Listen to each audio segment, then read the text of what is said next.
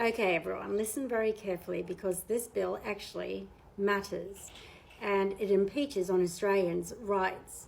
So I've just gone through over 140 pages of the Combating Antisemitism, Hate and Extremist Bill of 2026. So this is not headlines, this is not the media summary, this is the actual legislation that we are going to go through. And what I'm posting today is not a deep dive, this is just a map. So here's the short version. This bill does not protect everyday Australians. In fact, it punishes risk, not crime. It relies on intelligence, not convictions, and it quietly removes power from the court system, parliaments, and into the hands of police, ministers, and federal agencies. You don't need to be charged. You don't need to be convicted. You just need to be considered a risk.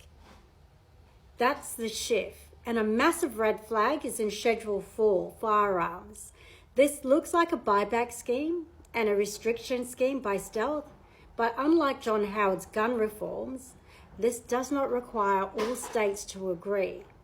Instead, it shifts the decision-making to police commissioners, federal ministers, and national intelligence bodies. That's the biggest loophole in all of this bill. And let's be honest about this bill and how it exists. This legislation was drafted because of foreign, religious, and geopolitical conflicts, particularly involving Muslims and Jewish communities from overseas conflicts. And they have been brought into Australia, onto our shores. Instead of dealing with that directly, the government has chosen control over every single Australian. Australians lose rights, speech gets restricted, privacy disappears, property can be taken, and due process is weakened. And all without a guilty verdict. What I've put together is an appendix, a plain English breakdown of every schedule, showing you exactly where to look and why it matters. This is the foundation.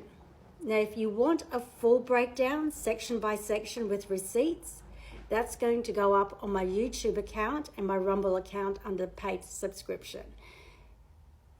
This is serious, people, and we as Australians, we are being punished for bringing in people from war-torn countries with war-torn mentalities into a quiet country that was once upon a time considered the lucky country.